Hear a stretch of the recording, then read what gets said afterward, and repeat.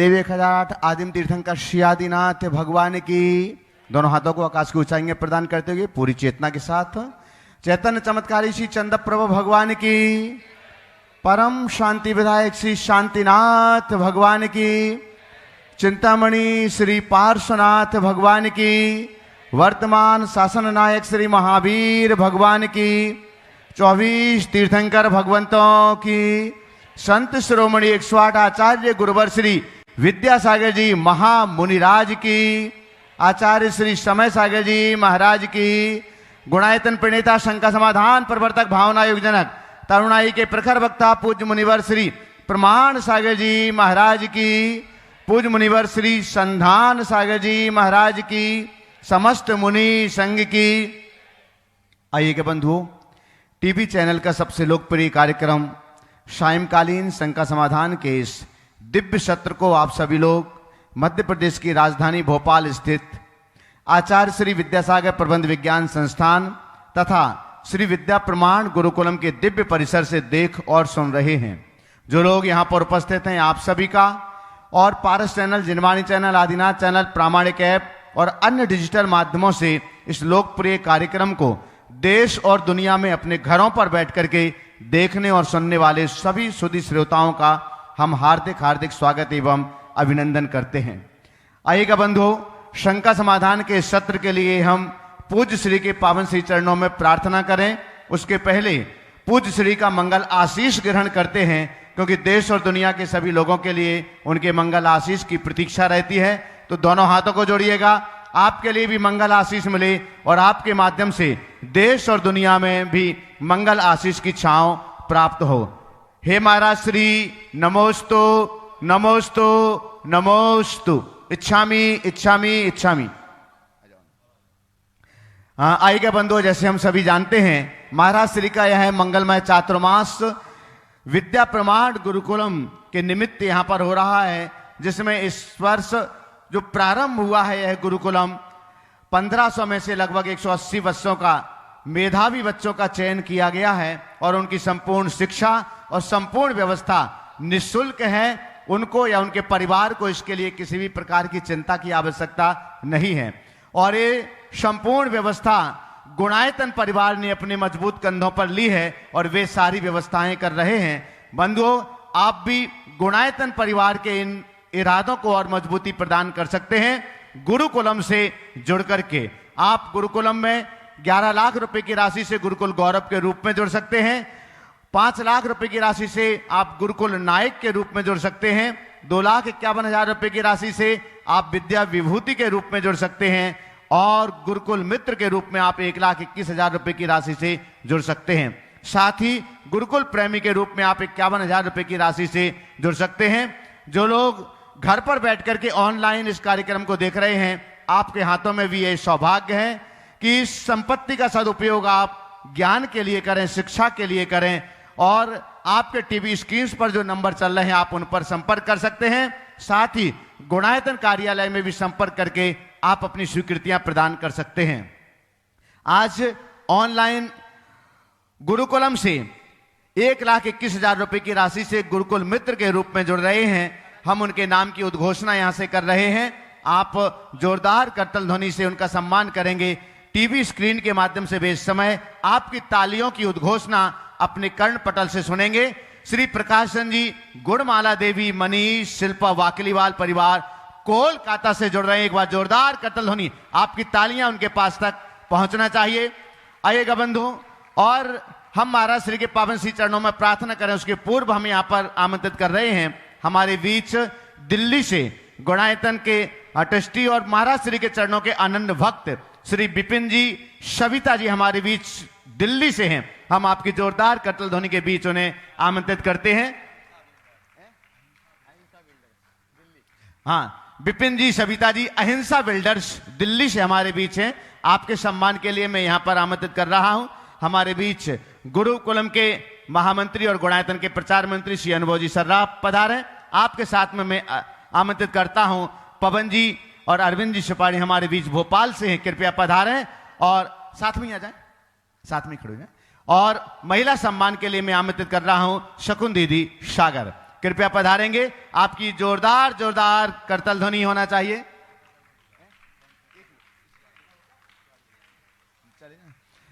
और अब इसके बाद में मैं आमंत्रित कर रहा हूं गुणायतन के आर्किटेक्ट, जिनके नेतृत्व में ही गुणायतन का जिनालय और गुणायतन के संपूर्ण परिसर अपना आकार ले रहा है, ऐसे इंजीनियर चंद्रशेखर जी विदिशा से हमारे बीच में उन्हें आमंत्रित करता हूं। और साथ ही साथ में निखिल, जो उस समय गुणायतन की संपूर्ण चंद्रशेखर जी के ही नेतृत्व में संपूर्ण मंदिर और वहां पर चलने वाली सारे निर्माण कार्यों की रूपरेखा तय कर रहे हैं, निखिल जी और चंद्रशेखर जी को मैं आमंत्रित कर रहा हूं। कृपया पधारें महाराज श्री के पावन श्री चरणों में। और आपके सम्मान के लिए मैं आमंत्रित कर रहा हूं गुरुकुलम की ही टीम के लिए, साथ में प्रेमचंद जी प्रेमी भी सम्मान की श्रृंखला में जुड़ जाएं। और गुरुकुलम की और भी जो टीम यहां पर हो वो भी इनके साथ में जुड़ जाएंगे। हाँ, महावीर जी सिंघई जो निरंतर यहाँ की संपूर्ण व्यवस्थाएं देख रहे हैं, और चंद्रशेखर जी के पुत्र वो भी इसी रास्ते पर चल रहे हैं, उदंक जैन विदिशा से, वो भी वास्तु और संपूर्ण निर्माण कार्यों में, हाँ आर्किटेक्ट तो हैं ही, चंद्रशेखर जी के साथ ही वो संपूर्ण कार्य देखेंगे। एक बार आपकी जोरदार करतल ध्वनि के साथ में आएगा बंधु इंजीनियर, बहुत सुंदर। और इसी के साथ में हम आपके लिए पुनः एक बार सूचित कर दें, श्रावक संस्कार शिविर जो 28 अगस्त से 6 सितंबर तक इसी दिव्य परिसर, गुरुकुलम के इसी दिव्य परिसर में आयोजित होगा। पर्वराज पर्यूषण के पावन अवसर पर उसके रजिस्ट्रेशन लगातार चल रहे हैं और लोग लगातार रजिस्ट्रेशन कर रहे हैं। आप भी आलस्य को छोड़ करके, खासकर मैं भोपाल के लोगों के लिए जो अपने घरों पर बैठ करके इस समय शंका समाधान को सुनते हैं, कि आपके लिए यह सौभाग्य है, आप साक्षात गुरु चरणों में बैठ करके यह सौभाग्य प्राप्त कर सकते हैं, कहीं और जाने की आपको आवश्यकता नहीं है। तो आप रजिस्ट्रेशन करिएगा प्रामाणिक ऐप के माध्यम से, अथवा मुनिप्रमाणसागर.net पर जाकर के ऑनलाइन रजिस्ट्रेशन कर सकते हैं। अगर आपको ऑफलाइन करना है तो फॉर्म यहां पर उपलब्ध हैं, आप कार्यालय में अथवा यहां से भी अपना रजिस्ट्रेशन संपन्न कर सकते हैं। बंधुओं, हम सभी को मालूम है कि अभी महाराज श्री का भावन आयोग का शिविर चल रहा है। प्रातः काल की मंगलमयी बेला में फील टू हील भावन आयोग का विज्ञान, इस पुस्तक पर आधारित यह दिव्य शिविर चल रहा है, जिससे चैनल के माध्यम से देश और दुनिया के लोग तो ऑनलाइन यह सौभाग्य पा ही रहे हैं, लेकिन आपके हाथों में भी सौभाग्य है कि आप अपने तन मन चेतन को स्वस्थ प्रशस्त बनाने के लिए प्रातः काल की मंगलमयी बेला में 8:25 से आप 9:30 बजे तक महाराज श्री के पावन श्री चरणों में यहां पर रहें। कल प्रातः काल की मंगलमयी बेला है, पार्श्वनाथ भगवान के मोक्ष कल्याण की मंगलमयी बेला। और जैसे कि आप सभी को सूचित किया गया है, प्रातः आप भोपाल के जिस कॉलोनी में जहां पर भी रहते हैं, आप अपने अपने जिनालयों में प्रातः काल की मंगलमयी बेला में 8:30 बजे तक अभिषेक शांति धारा पूजन और निर्माण लाडू से निश्चिंत हो जाइएगा, ताकि आप यहां तक पहुंच सकें। और महाराज श्री के प्रवचन, मंगल प्रवचनों के बाद 9:30 बजे संपूर्ण भोपाल समाज के साथ में सामूहिक रूप से निर्वाण लाडू यहां पर समर्पित किया जाएगा। तो आप सभी यहां पर पधारें, आइएगा। इसी के साथ दोनों हाथों को जोड़िएगा। हम निवेदन कर रहे हैं पूज्य वर्मुनि श्री संधान सागर जी महाराज श्री के पावन श्री चरणों में कि वे शंका समाधान के सत्र को आगे बढ़ाएं। नमोस्तु नमोस्तु नमोस्तु। चलते हैं गुरु चरणों में और इस पावन भूमि पर आज का ये शंका समाधान का सत्र अपन प्रारंभ करें। अपने बीच में जैसा आपने बताया, जो एक इतिहास की रचना करने जा रहे हैं, और ऐसे गुणायतन के प्रमुख वरिष्ठ आर्किटेक्ट चंद्रशेखर जी अपने परिवार के साथ में यहाँ पर उपस्थित हैं। उदंक भी है और निखिल जी जैन भी यहाँ पर उपस्थित। बाद जोरदार तालियों से फिर से स्वागत कर दें। और मैं चाहूँगा आज प्रथम प्रश्न चंद्रशेखर जी करेंगे और उसके बाद में अपने बीच में दिल्ली से विपिन जी तैयार रहेंगे।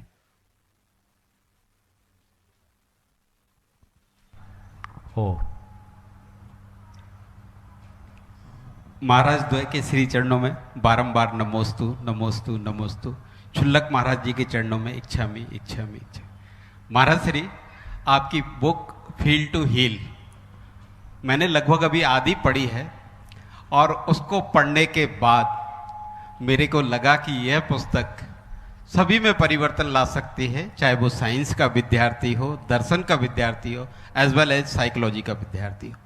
मैंने अभी आदि पुस्तक पढ़ी, मैं बस इतना जानना चाहता हूँ कि क्या हम भावना योग के द्वारा किसी दूसरे व्यक्ति को हीलिंग कर सकते हैं या यही? देखो, बात बिल्कुल सही है और भावना योग का संपूर्ण निचोड़ हमने फील टू हील जीवन का भावना योग का विज्ञान में ओम डाल दिया है, उड़ेल दिया है। और मैं ये कह सकता हूँ कि इस पुस्तक को पढ़ने के बाद लोग ये अच्छे तरीके से समझ लेंगे कि भावना योग कोई धार्मिक क्रिया नहीं है, इसके पीछे पुष्ट दार्शनिक आधार है और मनोवैज्ञानिक और वैज्ञानिक यहाँ तक कि न्यूरोसाइंस की भी बात पूरी तरह से जुड़ी हुई है। यदि लोग इसका ठीक रीति से अभ्यास करें तो जीवन में बहुत बड़ा बदलाव ला सकते हैं। भावना योग के सिद्धांत को समझकर लोग इसे साधे तो इसे जगत व्यापी बनाया जा सकता है। ये प्रयास आप सबको करना है। जहाँ तक सवाल है भावना योग के बल पर हम दूसरे की स्थिति को परिवर्तित कर सकते हैं, हीलिंग दे सकते हैं या नहीं, ऐसे कुछ अनुभव आए हैं। हम अच्छी भावना किसी के लिए प्रार्थना करते हैं तो उसका प्रभाव पड़ता है और इसे विज्ञान भी मानता है। कुछ लोगों ने ऐसा प्रयोग भी किया, प्राणिक हीलिंग वाले तो इसी पर चलते हैं, लेकिन हमने कुछ ऐसे प्रयोग कराए हैं जिसके बहुत अच्छे परिणाम हैं। मैंने किसी को क्षमा कर दिया और उसके मन में मेरे प्रति द्वेष है और मैं नित्य भावना भाता हूँ तो वो क्षमा का भाव कर देता। मैंने कई बार अपने प्रवचनों में बात रखी। तो हम अपनी भाव तरंग के बल पर सामने वाले की मनोदशा में व्यापक बदलाव घटित कर सकते हैं और अपने भावनाओं के बल पर व्यक्ति के शारीरिक मानसिक स्वास्थ्य में भी परिवर्तन किया जा सकता है। ये हमारे खुद के प्रयोग के ऊपर निर्भर है, हम कैसी भाव तरंगों को संप्रेषित करते हैं। इसमें अभी और अभ्यास की भी जरूरत है, अनुसंधान की भी आवश्यकता है। नमोस्तु महाराज सर। निखिल भैया ठीक है, बहुत सुंदर। एक बार फिर से जोरदार ताली बजा दीजिए। कंधे हैं जिन पर गुरुवर का सपने साकार होने जा रहे हैं। विपिन जी जैन, सविता जी जैन, अहिंसा बिल्डर से दिल्ली अपने बीच में हैं। वे अपना प्रश्न करेंगे और उसके बाद में दिल्ली से अपने बीच में गजना जैन, असोट बिहार दिल्ली, उनकी भी फ्लाइट ट्रेन है, निकलेंगे। नमोस्तु गुरुदेव, नमोस्तु सभी को मेरा जय जिनेन्द्र। गुरुदेव, व्यापार करते समय धर्म का हम किस तरह से पालन करें, और कई बार व्यापार के बड़े निर्णय लेने पड़ते हैं तो उसमें हम धर्म के बड़े निर्णय किस तरह से लें और कैसे हम अपने आप को संतुलित रखें, अपना धर्म भी चले और अपना व्यापार भी चले। नमस्ते। देखिए, व्यापार करते समय धर्म का पालन कैसे करें, तो पहली बात तो ये कहूँगा, अधर्म न करना ही अपना पहला धर्म मान लो। मैं व्यापार के धर्म को अपनाऊंगा और व्यापार तो व्यापार के ही धर्म से होगा, लेकिन अधर्म नहीं करूंगा किसी भी रूप में व्यापार के नाम पर। नैतिकता और प्रामाणिकता की कसौटी पर खड़े उतरते हुए काम करें। अब आपका सवाल दूसरा है जो आप शायद पूछना चाह रहे हैं। व्यापारिक व्यस्तताओं में धार्मिक क्रियाओं को करने का अवसर नहीं मिलता, ऐसी स्थिति में हम क्या करें? इसमें मेरी दो सलाह है। पहली बात, अपना व्यापार इस तरीके के करो कि ज़्यादा उलझना न पड़े। व्यापार करो, व्यापार को अपने ऊपर बोझ मत बनने दो। सभी लोगों को मैं तुम्हारे माध्यम से कहना चाहूँगा कि व्यापार पर हावी रहो, व्यापार को अपने ऊपर हावी मत होने दो। जो व्यापार पर हावी होता है वो व्यापार करता है, और जिस पर व्यापार हावी हो जाता है उसका व्यापार उस पर बोझ बन जाता है। सिस्टम ऐसा बनाइए, योजनाबद्ध तरीके से यदि काम करेंगे तो आपका बहुत व्यवस्थित काम हो सकता है। ओवर बर्डन काम मत कीजिए, ओवर एस्टिमेट काम मत कीजिए, ओवर ड्यूटी काम मत कीजिए, और किसी को ओवरटेक करने का काम मत कीजिए। इन चारों को ओवर कर दीजिए, आपकी व्यवस्थाएं बनेगी। और ज़्यादा व्यस्तताएं हैं तो भी हमारी प्राथमिकताएं होनी चाहिए। ये बात सोचना चाहिए हम व्यापारी हैं, मजूर नहीं हैं। और आज के जितने बड़े व्यापारी हो मजूरों से भी गए भी थे। एक मजूर 8 घंटे की ड्यूटी करके मस्ती से अपनी रात काटता है और कहीं छुट्टी लेना है तो खूब एंजॉय करता है। 4 दिन की नहीं आना काम पे तो नहीं आना, तनख्वाह ही तो जाएगी। लेकिन आपको 4 घंटे के लिए इधर उधर जाने में बहुत सोचना पड़ता, बहुत दिक्कत हो जाती, कठिनाइयों का सामना करते हो। ये सब क्या है? हमें व्यापार किस लिए करना ये अपने मानस में अंकित करो। जीवन के लिए व्यापार है, व्यापार के लिए जीवन नहीं है। बात गांठ में बांधिए, अपनी प्राथमिकताएं सुनिश्चित कीजिए। बाकी चीजें तो लगती रहेगी। मुझे कितना कमाना और कब तक कमाना, ये 2 सवाल अपने मन से पूछिए, चलता रहेगा। नहीं तो गोरख धंधे में ही उलझते रहोगे। कई लोग होते हैं 1 जान और 100 काम, कैसे काम हो?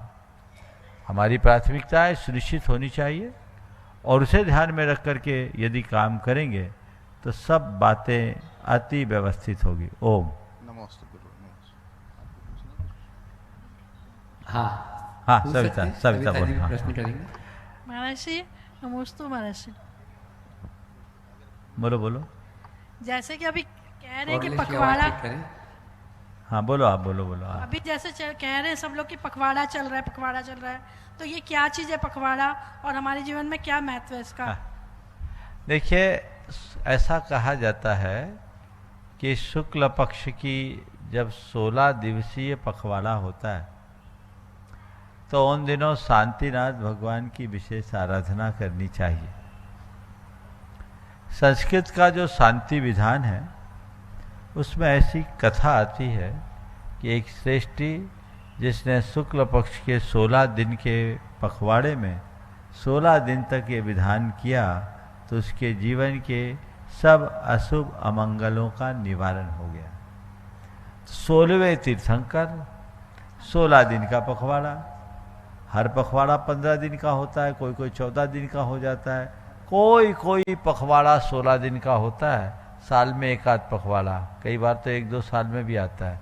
इस बार योग बना है, ये श्रावण का पहला पखवाड़ा 16 दिवसीय है और इसके कारण पूरे देश में लोग अपने अपने यहाँ आराधनाएँ कर रहे हैं। यहाँ भी संस्कृत का विधान चल रहा है। भाई राजेश उसमें प्रमुखता से भागीदारी ले रहा है। हाँ, और राजेश और अजय जैन को इसमें मुख्य रूप से भागीदार बन रहे हैं। लेकिन जिसमें जिसको और लाभ लेना ले सकते हैं। हालांकि इसकी सूचनाएं आप लोगों को नहीं है, ना प्रचार प्रसार। इन लोगों ने आके मुझसे निवेदन किया, बोले करना शुरू करो, जिसको जिसको आना है आ जाएंगे। तो मैं अभी आप सबसे कहता हूँ 1-1 दिन के लिए सुविधानुसार आप सब आकर के लाभ ले सकते हैं।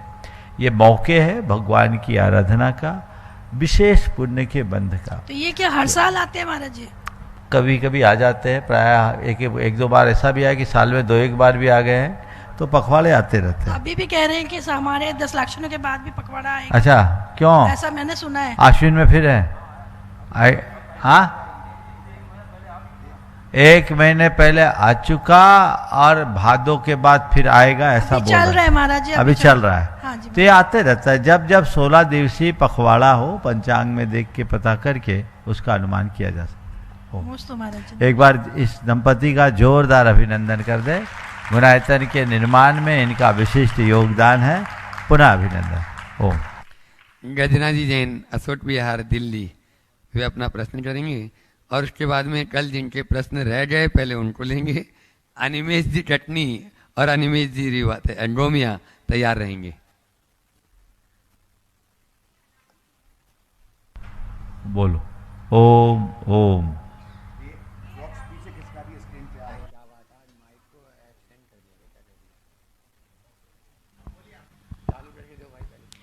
हे अनादि निधन, नमोकार मंत्र के 5वें पद। आप में उपाध्याय परमेष्ठी का 11 अंक 14 पूर्वी का ज्ञान समाया हुआ है। आचार्य परमेष्ठी हमेशा आपके हृदय में विराजमान है। अपनी त्याग और तपस्या से एक दिन आप अरिहंत बन सिद्ध पद को प्राप्त करेंगे। पूरा नमोकार मंत्र आप में समाविष्ट हो गया है, इसीलिए मैं आपको नमोस्तु करती हूँ। नमोस्तु गुरुवर। मुनिश्री, सदा से ही नारी को समाज में दूसरा दर्जा मिला। इतिहास गवाह है कि उसे सदा कुचला जाता रहा, कभी वैधव्य के नाम पर तो कभी दहेज के नाम पर। एक राजा हजारों रानियां रख सकता था। महापुरुषों ने भी कितनी कितनी शादियां की, फिर भी वो चरित्रवान। लेकिन नारी अगर पर पुरुष का विचार भी मन में ले आए तो वो दुराचारी। अक्सर आर्जव धर्म की शुरुआत नारी की निंदा से ही की जाती है, उसे मायाचारी के पर्याय बताकर। ये सच किसी से छुपा नहीं है कि पुरुष की मृत्यु हो जाने पर स्त्री अकेले अपनी संतान का पालन पोषण कर लेती है, लेकिन यदि मां न रहे तो पिता कभी अकेले अपने बच्चों को नहीं पाल सकता। घर में नारी अगर धर्मात्मा है तो वह पूरे परिवार को धर्म में लगा देती है। चतुर्थ काल में 8 बलभद्र हुए और जो सभी मोक्ष गए, लेकिन यदि राम का नाम प्रसिद्ध हुआ तो सीता के कारण। सीता ने जितना धैर्य रखकर दुख झेले वह किसी पुरुष के वश की बात नहीं थी। लेकिन गुरुवर, दबाने पर तो जानवर भी प्रतिकार कर उठता है। नारी की सहन शक्ति जब जवाब दे गई तो उसने भी पढ़ लिख कर अपनी योग्यता दिखाई, घर से बाहर निकल आई और ये साबित कर दिया कि वह किसी भी क्षेत्र में पुरुषों से कम नहीं है। फिर भी उसे आज वो सम्मान नहीं मिलता जो उसे मिलना चाहिए। आज भी वह घर और बाहर की दोहरी जिंदगी जी रही है। बाहर की दुनिया में अपना वर्चस्व स्थापित करके उसका अपना परिवार, अपना मातृत्व कहीं खोता जा रहा है।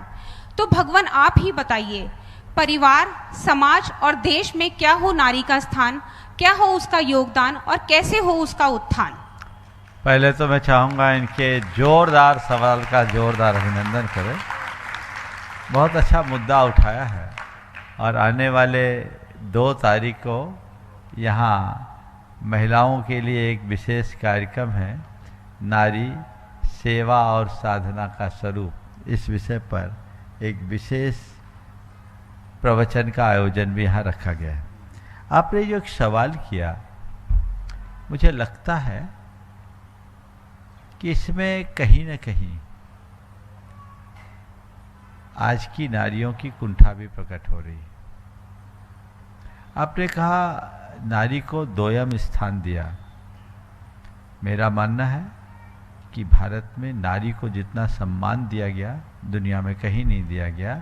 आज मातृशक्ति को पहला स्थान मिलता है। पहले माँ का नाम आता है, फिर पिता। माता पिता बोलते हैं, पिता माता नहीं बोलते। राधा श्याम का नाम आता है, श्याम राधा कोई नहीं कहता। सीता राम के नाम से जाना जाता है। राम सीता का प्रयोग तो यदा कदा ही होता है। इस सम्मान को आप क्यों भूल गए? इसे तो पहचाने। इतना बड़ा सम्मान मिला नारी को, मां का संबोधन मिला जो मान का पहला अक्षर है। क्या कमी है नारी में, इसे समझिए। जहां तक सवाल है दहेज और वैधव्य का, दहेज बाद में एक कुरीति का रूप ले लिया। दहेज हमारी मूल भारतीय सांस्कृतिक परंपरा का अंग नहीं था। हम अपने पुराने इतिहास को पलटकर देखते, मध्ययुगीन भारत से पहले तो विवाह के बाद, विवाह के क्षणों में एक प्रीति दान होता था जो स्वेच्छा से होता था और नव दंपतियों को अपने भावी जीवन में आए हुए आकस्मिक संकटों से निपटने के लिए वर पक्ष और वधु पक्ष दोनों के द्वारा दिया जाता था कि अचानक कोई समस्या आ जाए तो ये प्रीति दान है। अब प्रीति दान अब बलिदान बन गया, समझ बदला। हालांकि अब तो दहेज खत्म हो गया क्योंकि इतनी ज़्यादा लिंगानुपात आज के समय में बिगड़ गया कि अब तो ऐसे ही नहीं मिल, उल्टा चलने लगा है। अभी कल ही एक ने बोला था कि हमने अपने बच्चे के संबंध की बात की तो उनने कहा, हम तब सब गांव के व्यक्ति थे, उनने कहा हम शादी करेंगे जब 25 लाख हमें कैश दोगे और खेती हमारे बहू के नाम करोगे, अपनी बहू के नाम करोगे, तब हम शादी करेंगे। आजकल उल्टा चलने लगा है। उसने आकर मुझसे कहा, महाराज बोलो हम क्या करें? बोले हम क्या करें? ये समस्याएं बहुत तेजी से बदल रही है। ये बाद में एक परिवर्तन हुआ, इसलिए उचित नहीं। जहाँ तक बहु विवाह का सवाल है तो मैं इसमें भी नारी की महानता मानता हूँ कि पुरुष बिना नारी के आश्रय के अभाव में पुरुष नहीं रह सकता। लेकिन नारी इतनी बलवान है कि अकेले भी अपना जीवन काट सकती है। विवाह अधिक होना या एक के बाद दूसरा विवाह होना उसकी स्वतंत्रता नहीं, मजबूरी है। वो उसकी मजबूरी, वो रह नहीं सकता। और हकीकत में गहराई से उतरो ना तो जो एक विवाह करके बैठे वो भी पूछ लो अपने विवाह से खुश है या दुखी। विवाह से कौन खुश? विवाह तो एक मजबूरी है। विवाह को लोग एक बंधन मानते हैं, है ना। लेकिन फिर भी अगर एक पुरुष कोई अपनी पत्नी को खोने के बाद दूसरा विवाह करता है तो उसकी कमजोरी है। हमारे यहाँ राजमार्ग विवाह नहीं, राजमार्ग वैराग्य है, वो अपवाद है। स्त्री जाति की मैं इस बारे में सराहना करूंगा कि वो एकाकी रह करके अपना पूरा जीवन चलाने में, बिताने में समर्थ है। वो वाम मार्ग को अपनाना नहीं चाहती। तो इसमें नारी पुरुष से कहीं ज्यादा सबल दिखती है, वो दोयम नहीं। तीसरी बात, इसके पीछे एक बात और है कि आज हमारी कुल की जो व्यवस्था बनी है वो केवल इसलिए बनी और बची हुई है कि नारियां बहु विवाह नहीं करती। अगर आज की नारियां बहु विवाह करने लगे तो कुल की परंपरा ही छिन्न भिन्न हो जाएगी। समझ गए? क्योंकि कुल पितृ सत्तात्मक व्यवस्था से चलता है। समझ गए? आज भी हमारे देश में जन्म तो माँ देती है पर बल्दियत में बाप का नाम रखा जाता है।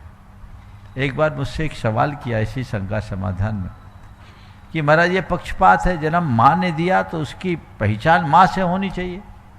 मैंने कहा बिल्कुल ठीक है, पर ये बताओ, इसे थोड़ा ऐसे समझो। धरती पर बीज बोया जाता है, बीज अंकुरित होता है, पल्लवित होता है, पुष्पित होता है, विशाल वृक्ष का रूप लगता है, उसमें फूल फल लगते हैं। बीज कहाँ बोया गया? धरती में। उसे अंकुरित किसने किया? धरती ने। उसे पैदा किसने किया? धरती ने। उसे पाला पोसा किसने? धरती ने। उसे बढ़ाया किसने? इसको बोलते धरती ने। ठीक है, लेकिन उस पेड़ का नाम क्या होता है? जो बीज है वही ना। जैसा बीज वैसा नाम। धरती के नाम तो नहीं होता ना। माँ धरती है, पिता बीज है, नाम तो बीज के ही होगा ना। अगर धरा बदल जाएगी तो पेड़ पनपेगा कैसे? तो ये हमारी कुल की व्यवस्थाएं हैं। ये तभी तक है जब तक नारी जाति अपनी मर्यादाओं के भीतर है। हमारे ही देश में ये बात कही गई, यत्र नार्यस्तु पूज्यन्ते ओम रमन्ते तत्र देवता सोचन्ति ही यत्रेता विनस्तासु तत्कुलम। जिस कुल में नारी की पूजा होती है वहाँ देवता रमते हैं, और जहाँ की नारियाँ शोक मग्न होती है उस कुल का विनाश होता है। ये नारी का इससे बड़ा सम्मान और क्या होगा? ये भारत ही है जहाँ नारी को इतना सम्मान दिया कि अपनी ब्याहता पत्नी के अतिरिक्त जगत की हर नारी को माँ, बहन और बेटी की पवित्र दृष्टि से देखने की बात की गई। दुनिया में कहीं मिलेगा? जो लोग आज नारी स्वातंत्र की बात करते हैं उनके यहां जाकर के देखो, वहां नारी मिलेगी, मां नहीं मिलेगी, बहन नहीं मिलेगी, बेटी नहीं मिलेगी। वहां नारी केवल एक भोग के साधन के रूप में देखा जाता है, उसे उसके भोग्या के रूप में देखा जाता है। कथित रूप में उसके स्वातंत्र की बात की जाती है, लेकिन उसकी सारी चमक तब समाप्त हो जाती है जब उम्र ढल जाती। आज से कुछ साल पहले लंदन की एक महिला ने अपना एक आर्टिकल लिखा था लिव इन के संदर्भ में। उसने उसमें अपनी व्यथा लिखी कि पहले भारतीय मूल की थी वो, और उसने लिखा कि पहले मुझे लगता था कि ये सब बंधन है और हमें अपनी स्वतंत्रता रखनी चाहिए, लेकिन अब जब मैं उम्र के 50 वर्ष को पार कर चुकी हूँ तो मुझे लगता है ये मेरी बहुत बड़ी भूल थी अब मैं एकदम एकाकीपन को जी रही हूँ। उसमें उन्होंने काफ़ी लंबा लिखा था। तो ये चीज़ें भी लोगों को जानने और समझने की ज़रूरत है, इसलिए बिल्कुल परेशान मत होइए। नारियों को आगे आने का जहाँ तक सवाल है, आज ही नहीं पहले भी आई। हमारे यहाँ की नारियाँ हमेशा कला गुणों में निपुण रही है, निष्णात रही है, और जब जरूरत पड़ा है अपने वीरोचित पुरुषार्थ का परिचय भी दी है। हमारे देश में कई शस्त्र विद्या में निपुण थी, पर उसका उपयोग कब किया? जब दशरथ को उसकी जरूरत पड़ी। जरूरत नहीं थी, घर का संचालन भी तो बहुत बड़ा काम है। झांसी की रानी लक्ष्मीबाई ने अगर युद्ध विद्या में निपुणता नहीं रखी होती तो युद्ध कैसे लड़ा था? हमारे यहाँ अनेक ऐसी नारियां हुई, चाहे दुर्गावती हो, चाहे लक्ष्मीबाई हो, चाहे अहिल्या देवी हो। उत्तर से दक्षिण तक, पूरब से पश्चिम तक सर्वत्र नारियों ने अपना परचम फहराया। लेकिन कब? जब जरूरत पड़ी तब। नारी का ही रूप दुर्गा का है, नारी का ही रूप सरस्वती का है, और नारी का ही रूप लक्ष्मी का है। इतना बड़ा सम्मान जगत में कहीं नहीं मिलेगा। भारत के गौरव को पहचानिए और अपने भारतीय होने का मान कीजिए। इसलिए सोच को बदलिए, नारी प्रगतिशील बने। पर एक संदेश दूंगा, वो नारी रहे, नर बनने की कोशिश ना करे। नमोस्तु गुरुदेव, नमोस्तु। जब तक नारी नारी रहेगी, हमारा समाज सुरक्षित रहेगा। जिस दिन नारी नर बन जाएगी, उस दिन समाज में घोर अराजकता छा जाएगी। इससे नारी को अपने नारित्व की मर्यादा में आगे बढ़ना चाहिए। नमोस्तु गुरुदेव, नमोस्तु। अनिमेश जी कटनी अपना प्रश्न करें और तैयार रहेंगे। ईसा राजीव जैन जो गुणायतन के ट्रस्टी है, उनके सुपुत्र अनिमेश जी गोमिया। दोनों कर लो। हाँ, दोनों। एक सवाल है, दोनों का है। आ जाओ। हाँ बोलो। समस्त जीवों की ओर से महाराज श्री के चरणों में मेरा नमोस्तु नमोस्तु नमोस्तु। महाराज श्री, मेरा प्रश्न ये है कि जैसे हमने देखा है कि डाउरी लेना गलत है, दहेज लेना गलत है, क्योंकि वो महिलाओं के ऊपर, महिलाओं और उनके परिवार के ऊपर एक बोझ का कारण होता है। लेकिन हमने ये भी देखा है कि डिवोर्स के बाद जब महिलाएं एलिमनी लेती है, भरण पोषण लेती है पुरुष से, चाहे वो एक नीच वर्ग का भी पुरुष हो, लेबर समाज का भी पुरुष हो, उनको भी देना पड़ता है अगर कोर्ट से ऑर्डर आए तो महाराज ये कहाँ तक के सही है? बहुत ही गंभीर सवाल उठाया है। मुझे तो लगता है दहेज से ज़्यादा विकराल समस्या ये बनी। इसी का परिणाम है कि अतुल सुभाष जैसे लोगों को आत्महत्या करने के लिए मजबूर होना पड़ा। पूरे देश को उसने हिला दिया, और ऐसी कई घटनाएं देश में आए दिन होते रहती है। ये घोर अत्याचार है, और कई महिलाओं ने तो ऐसा धंधा बना लिया है, शादी करना, 2-4 महीने रहना, अलग हो जाना, और मोटी रकम ऐंठ करके अपना रास्ता दूसरा बनाना, डिवोर्स करना। एक ऐसे परिवार को जानता हूँ जिनकी 3 बेटियां, तीनों ने डिवोर्स लिया, और तीनों ने डिवोर्स लेके सामने वाले से मोटी रकम ऐठी। ये घोर अत्याचार है बंधुओं। एलिमनी तो बहुत दूर की बात है, मेरी दृष्टि में तो तलाक ही कलंक है। हमारी संस्कृति में 2 ही बातें हैं, या तो विवाह या वैराग, तीसरा रास्ता नहीं। विवाह विच्छेद की बात ही क्यों? अग्नि की साक्षी में 7 फेरे लेकर एक दूसरे के साथ रहने का संकल्प लिया, उसे निभाओ। उसे तोड़ रहे हो, अभी विवाह हुआ नहीं, 4 दिन ससुराल में रहे नहीं, हमारा तो इससे नहीं जमेगा, तो किया क्यों था? एक कानूनी संरक्षण उनके साथ ऐसा मिल गया है कि लोग तबाह हो जाते हैं। मेरे सामने कई ऐसे प्रकरण हुए जिसमें लोगों ने झूठे मुकदमे लगा दिए, और उनमें 3-4 ऐसे प्रकरण हैं जिनमें घर की जो प्रमुख महिला है, दादी है, वो 7 प्रतिमा की आराधना करने वाली, उसको भी इस केस में उलझा दिया गया, और करोड़ों रुपया लोगों ने ऐठे हैं। मरता क्या नहीं करता। हालांकि एक अच्छा पक्ष है कि अब अदालतें इस पर गंभीर होने लगी है, और इस तरह की फैसले में भी अब थोड़ी सहानुभूति और गंभीरता का परिचय दिया जाने लगा है। पर मैं कहूँगा इस पूरे प्रकरण की समीक्षा होनी चाहिए, और उस लड़की को भरण पोषण की क्या जरूरत जो खुद कमा रही है, पढ़ी लिखी है। भरण पोषण की जरूरत तो उनके लिए होनी चाहिए जो निराश्रित है। पढ़ लिख कर ग्रेजुएट है, पोस्ट ग्रेजुएट है, इंजीनियर है, वो भी एलिमनी चाहिए। क्यों? ये अगर इस तरह की व्यवस्था की ठीक रूप से समीक्षा नहीं होगी तो आने वाले दिनों में बहुत भयानक परिणाम सामने आ सकते हैं। कुछ भी स्थितियां बन सकती है, बदल सकती है, और इसे अगर हतोत्साहित ना किया जाए तो ये चीज़ें रुकेगी नहीं। मानता हूँ किसी भी महिला हो या पुरुष, अत्याचार किसी पर नहीं होना चाहिए।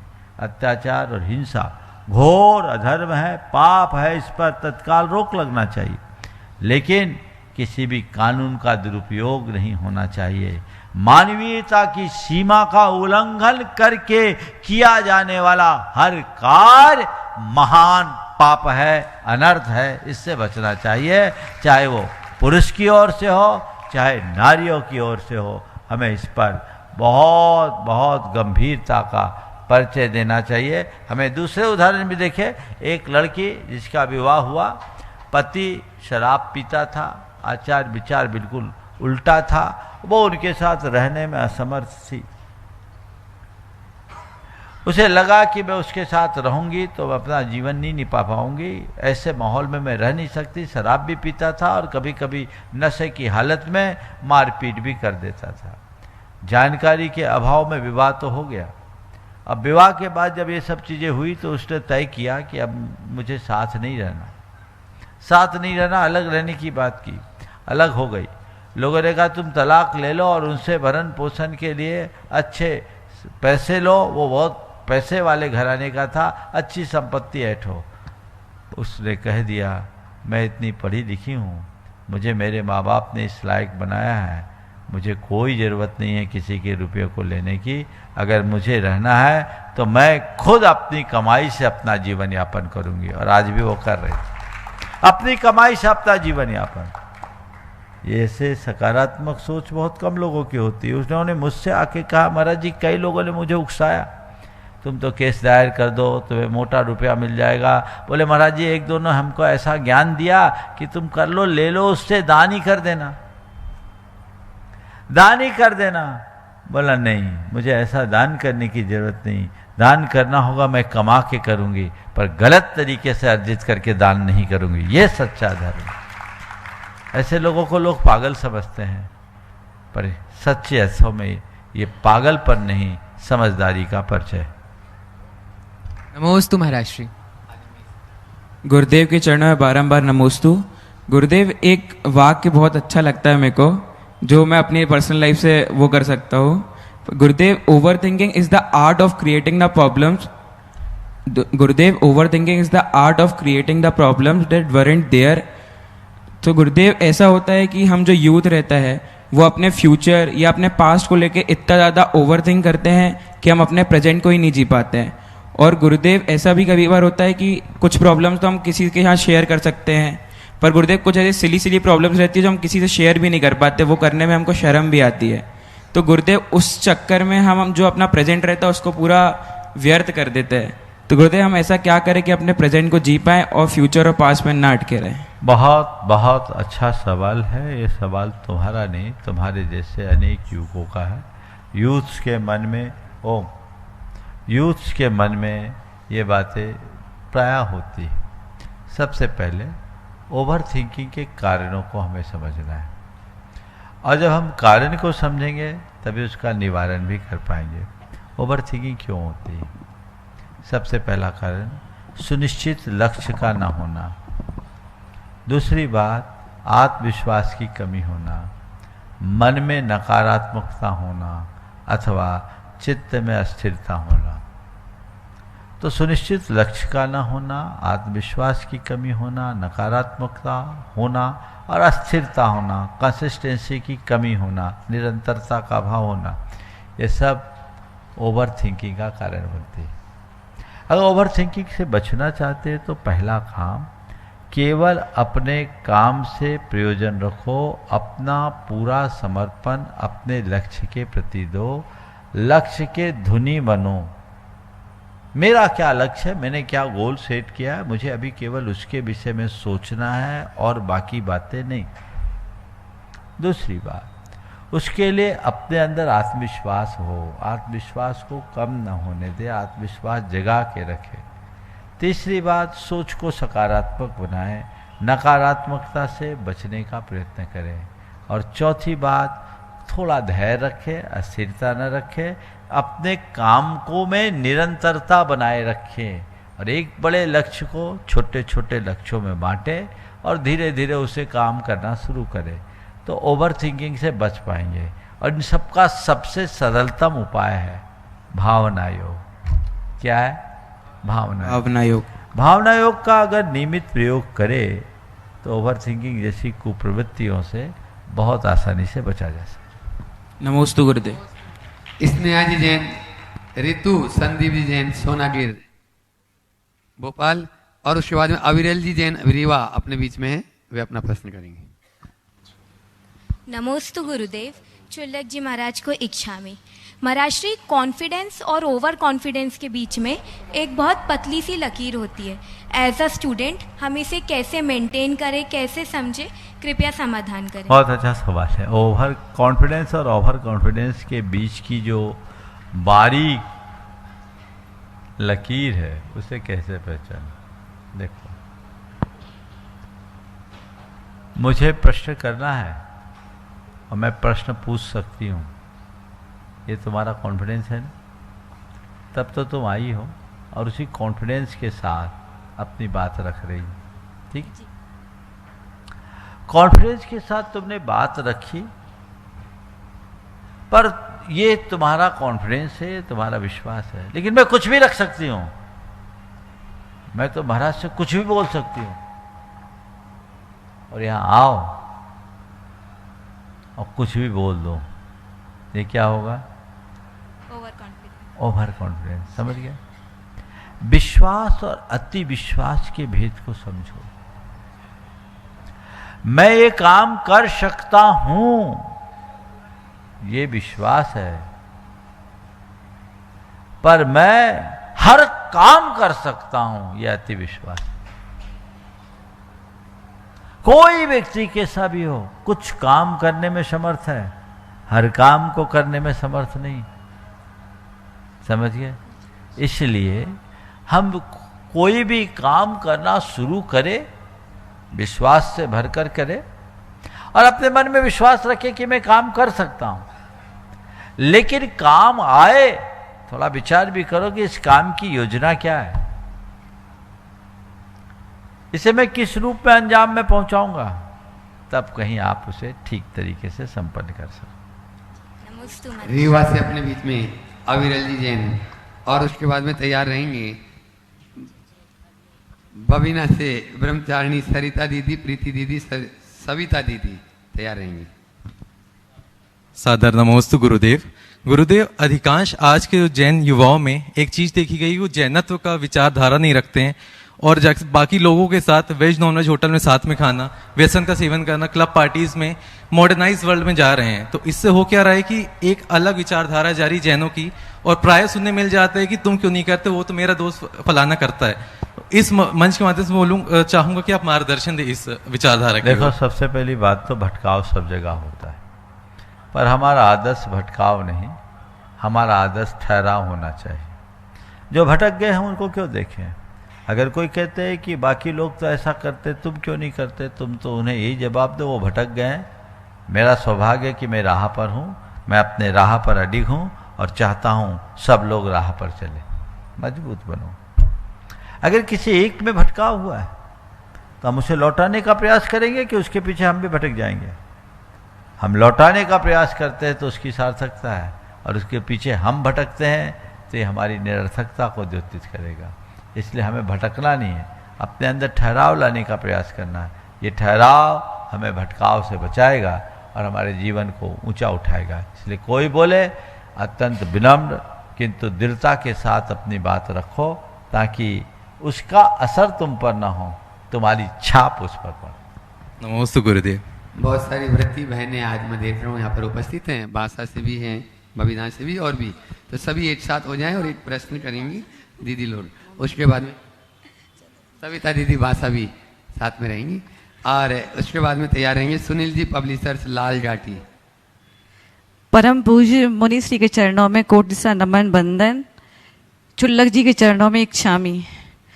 पूज्य मुनि श्री अभी पुरुषार्थ सिद्धि का उपाय कर रहे थे, उसमें सब में दर्शन के 8 अंग आए थे, तो उसमें निर्विघ्न अंग में आया था कि क्षुधा दिशा आदि विवाह परिणामों में भी ग्लानि नहीं करना। तो ये नया था, सबको समझ में नहीं आया, तो उसका समाधान कर जिससे सभी बबीना वाली क्लास के लोग सुन सके। की बात मूलाचार में भी आई है। एक्चुअल में निर्विचिकित्सा क्या है? ग्लानि को जीतने का नाम निर्विचिकित्सा है। अब हम लोग जब भी ग्लानि देखते हैं तो एक बाहरी है, एक भीतरी।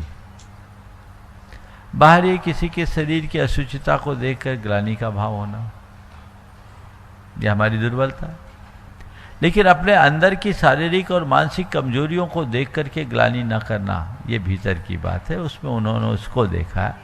चूँकि एक सम्यक दृष्टि जीव आध्यात्मिक स्तर का जीवन जीता है, उसकी चेतना का स्तर बहुत ऊंचा होता है, आध्यात्मिक दृष्टि से सोचता है, इसलिए उसमें वो सब बातें वैसी समाहित हो जाती है। उसे उसी संदर्भ में देखना चाहिए। नमोस्तु महाराज जी, नमोस्तु महाराज जी। नमोस्तु पब्लिशर्स लाल घाटी। नमोस्तु महाराज जी। उसके बाद में तैयार रहेंगे पहले विक्की भाई विवेक जैन कुनकुरी। नमोस्तु महाराज जी। महाराज जी के चरणों में तेरे बार नमोस्तु। भावना योग से निरोग हुआ, भावना योग से निरोग हुआ, गुरुकुलम से बच्चे सुधरे और गुणायतन से आत्मा का उत्थान हुआ। अब बचा महाराज केवल शरीर, उसका उत्थान कैसे होगा जब तक अस्पताल नहीं बनेगा। अब महाराज मेरा प्रश्न है, आजकल लोग दिखावे के लिए बड़े दिल से मिलते हैं, और जो दिल से मिलते हैं वो बड़े मुश्किल से मिलते हैं। महाराज मेरा प्रश्न ये है कि मित्र कैसा हो? मित्र इत्र के समान हो या चित्र यानी सुंदर चित्र के समान हो, या हम जैसे हैं वैसा हो, या फिर पिता के ऊपर जैसा विश्वास करते हैं उस जैसा हो? मित्र कैसा हो महाराज? मित्र कैसा हो? इत्र के समान हो, चित्र के समान हो, या हम जैसे हों वैसा हो, या हमारे पिता के समान। आपने पूछा है तो मैं तो इतना ही कहूँगा, मित्र कैसा हो? जिसका चित्त पवित्र हो। बहुत सुंदर, समझ गए? न इत्र न चित्र, ये तो सब है विचित्र। जिसका मन पवित्र वही मेरा मित्र। तो मन का पवित्र हो जाए। और फिर एक बात और कहूँ, 4 पंक्तियाँ भी तुम्हारे लिए कह देता हूँ। जब अपना मन पवित्र होता है, जब अपना मन पवित्र होता है, हर चेहरे पर अपना ही चित्र होता है। जब अपना मन पवित्र होता है, हर चेहरे पर अपना ही चित्र होता है। दुनिया में कहीं भी क्यों न चले जाओ भाई, जो भी मिलता है अपना मित्र होता है। बहुत सुंदर, अपना मित्र होता है, तो वो पवित्र हो जाए तो मित्र अपने आप हो। विक्की भाई विवेक जैन कुनकुरी गुणायतन ट्रस्टी भी हैं, और आप देखते हैं रात दिन पूरे संघ की सेवा में लगे रहते हैं। जोरदार जोरदार ताली बजा दीजिए इनके लिए। विक्की भाई अपनी बात रख रहे हैं, और उसके बाद में तैयार रहेंगे पंडित श्याम सुंदर जी शर्मा अवधपुरी। नमोस्तु महाराज जी। महाराज जी, सोलापुर निवासी श्रीमती स्वर्णा शाह जो आपके चरणों की अनुरागी थी, कई बार आके आपका दर्शन भी करी है और आपके भावना योग का प्रयोग भी बहुत करी है। वो उनका 27 तारीख को यम संलेखना हो गया। उन्होंने आपके आज्ञा से वीर सागर जी महाराज के पास जाकर संलेखना के लिए निवेदन किया, और 15 तारीख को 10 प्रतिमा धारण किया, और 27 तारीख को उनका यम संलेखना हो गया। पूरा परिवार आपको नमोस्तु करके आशीर्वाद चाहता है। देखो, बहुत अच्छी बात। ये सुवर्णा जी तो सबसे परिचित है, आप इनका चेहरा देख रहे हैं। और लगभग इन्होंने कैंसर जैसी बीमारी को हरा कर 3 वर्ष तक अपना पूरा स्वस्थ जीवन बिना औषधि के जिया। आज से कुछ दिन पूर्व इनकी थोड़ी सी तबीयत, क्योंकि उम्र दराज तो थी, तो इनकी तबीयत थोड़ी ख़राब हुई, तो इनका संदेश मेरे पास आया और चाहा था कि संलेखना हो जाए। बहुत अच्छा है, मुझे बहुत प्रसन्नता है कि हमारे संघस्थ मुनि श्री वीर सागर जी महाराज, विशाल सागर जी महाराज, आज उनका दीक्षा दिवस भी है। वीर सागर जी, विशाल सागर जी, विराट सागर जी, पूरे दवा सागर जी, पूरे 25 मुनिराज जबलपुर में जिनकी दीक्षा हुई थी, आज सबकी दीक्षा दिवस भी है। एक बार आप सब उनकी वंदना प्रकट कर दें। तो उनके सानिध्य में इन्होंने यम संलेखना पूर्वक अपने शरीर का परित्याग किया है। निश्चित ये इनके जीवन का बड़ा उत्कृष्ट पुरुषार्थ है। बड़ी धर्मात्मा, सरल हृदय और मृदुभाषी, हमारे प्रति इनका बड़ा प्रगाढ़ अनुराग रहा, पूरे परिवार का अनुराग रहा। और मैं ऐसे समय में उनको आशीर्वाद देता हूँ, वो जहाँ भी गई हों निश्चित मोक्ष मार्ग के अनुकूल व्यवस्था होगी। इन्होंने इस मंच से कहा था कि जब ये संलेखना लेने 3 साल पहले गुरुदेव के पास गई थी, तो गुरुदेव ने कहा था अभी तुम्हारा समय नहीं है, तुम जाओ और प्रमाण सागर जी का भावना योग करो। ये तब से भावना योग कर रही थी। और ये अगर इनका वीडियो उपलब्ध हो, अगर तैयार हो, तो वो वीडियो आज लोगों को सुना दिया जाए, ताकि ये चीज़ें सबके ज्ञान में आ सके। आज मैं उनके परिवार को बहुत बहुत आशीर्वाद देता हूँ, उनके पुत्र राहुल को, कि अपने माँ के आदर्शों के अनुरूप चलना और जीवन को उसी अनुरूप आगे बढ़ाने का प्रयत्न करना। जब तक वो आता है तब तक शर्मा जी अपना सवाल करें। श्याम सुंदर जी शर्मा, माइक वहाँ तक पहुँचे। हाँ, पहुँचे। ये शर्मा जी। मैं दिल्ली से हूँ, रविंद्र प्रसाद जैन। आपको बुलाया कि अभी शर्मा जी को बुलाया? चलिए बोलिए। हाँ, मैं भगवान जब आप पावनपुरी में थे दीपावली पे, तब से दर्शन करने के भाव थे बहुत ज्यादा। बहुत सुंदर। चलिए। मैं भगवान कैंसर पेशेंट हूँ और गुप्ती सागर जी महाराज जी के मंदिर से जुड़ा हूँ। ओम, सवाल है आपका? नहीं। तो आपको बुलाया नहीं, आप क्यों आए? आइए शर्मा जी। जिनको बुलाए वो ही दो ना भाई। श्याम सुंदर जी शर्मा, समय कम है, केवल सीधे सीधे प्रश्न करें। और मुकेश जी जैन, माया जी जैन, विदिशा बड़ागर अपने बीच में यहाँ पर उपस्थित है, वे अपना प्रश्न गुरुजी के सिर चरणों में नमस्तुते। गुरुजी, प्रश्न ये है कि मनुष्य का उद्धार धर्म से होता है या कर्म से होता है? बहुत अच्छा सवाल है। मनुष्य का उद्धार धर्म से होता है या कर्म से? मैं तो यही कहूँगा कि जो मनुष्य धर्म को ही अपना कर्म मानता है और कर्म को अपना धर्म बना लेता है, उद्धार केवल उसका होता है। समझ गए? विवाद में पड़ने से कोई फायदा नहीं है। बंधुओं, कल भगवान पार्श्वनाथ का निर्वाण दिवस, मोक्ष सप्तमी सम्मेत शिखर में हजारों लोग पहुंच गए। हजारों लोग पहुंच गए। कल वे लाडू चढ़ाएंगे। वे लोग भाग्यशाली हैं, लेकिन हम लोग भी सौभाग्यशाली कि वे सम्मेत शिखर को यहीं ला करके भव्यता के साथ लाडू चढ़ाएंगे। कल सब मंदिरों के लोग अपने अपने यहाँ के मंदिरों के कार्यक्रम को संपन्न करके यहाँ आएंगे और लाभान्वित होंगे। उसके बाद आने वाले पर्यूषण के लिए आप सब अपनी तैयारी कीजिए और इस पर्यूषण को अपने जीवन का एक उत्कृष्ट अवसर बनाएं, अपनी आत्मा की आराधना का अवसर बनाएं, एक आत्म साधना के शिविर के रूप में आप सब इससे जुड़े और लाभान्वित हो। समय हो गया है और यहीं पर विराम। हाँ, और यहाँ वाले भी महाराज जी कह रहे, महाराज जी भोपाल वाले भी क्या? ठीक है, कल देखेंगे। बोलिए परम पूज्य आचार्य गुरुवर श्री विद्यासागर पूज्य मुनिवर श्री